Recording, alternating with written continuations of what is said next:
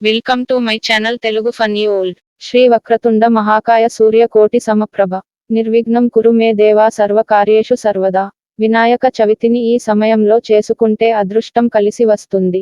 వినాయక చవితి పండుగ వచ్చేసింది. ఈ ఏడాది సెప్టెంబర్ 7వ తేదీ అంటే శనివారం వినాయక చవితి వచ్చింది. వినాయక చవితి పండుగ కోసం ఏడాది పొడవునా వెయిట్ చేస్తూ ఉంటారు. దేశం అంతా ఒక్కటై ఎంతో ఆర్భాటంగా వినాయకుడిని కొలుస్తారు. ఏ వీధుల్లో, వాడల్లో చూసినా గణేష్ మండపాలే దర్శనమిస్తాయి.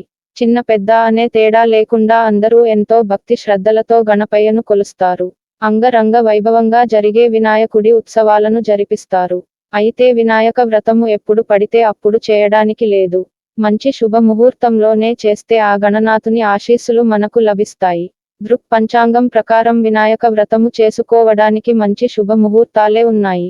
వేదాల ప్రకారం భాద్రపద మాసంలోని శుక్లపక్షం చతుర్థి తిథినాడు మధ్యాహ్నం 3:01 చవితి ప్రారంభమవుతుంది. మరుసటి రోజు సాయంత్రం 5:37 వరకు కొనసాగుతుంది.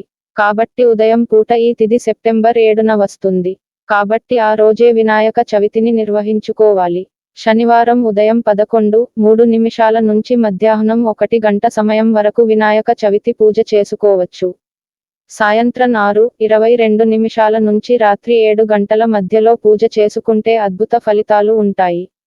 అలాగే ఎరుపు రంగు దుస్తులు లేదా నీలం రంగు దుస్తులు ధరించి పూజలు చేస్తే మరింత అదృష్టం కలిసి వస్తుందని వేద పండితులు చెబుతున్నారు.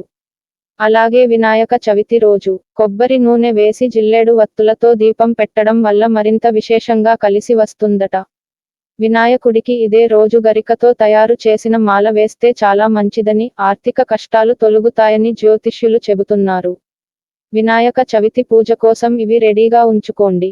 వినాయక చవితి పూజా సామాగ్రి: పసుపు, కుంకుమ, పూలు, పూలదండలు, తమలపాకులు, వక్కలు, కర్పూరం, అగరబత్తులు, గంధం, అక్షింతలు, అరటిపండ్లు, కొబ్బరికాయ, బెల్లం, తోరము, దీపారాధన కుందులు, నెయ్యి, వత్తులు, వినాయకుడి ప్రతిమ, పంచామృతం, పత్రి, ఉండ్రాళ్ళు, 3 లేదా 5 రకాల నైవేద్యాలు.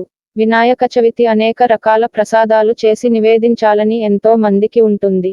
కానీ కొందరికి సరిగా వండడం రాదు, మరికొందరికి ఎక్కువ సమయం తీసుకుని వండే అవకాశం ఉండదు. అలాంటి వారి కోసమే ఇక్కడ మేము సింపుల్ గా వండే నైవేద్యాల రెసిపీలు. ఇవన్నీ గణేశుడి పూజలో ఖచ్చితంగా ఉండాల్సినవి కూడా. కేవలం పావుగంటలో సిద్ధమైపోయే ప్రసాదాలు: బెల్లం చలిమిడి, వడపప్పు, నెయ్యి అప్పాలు. జయ గణేశ.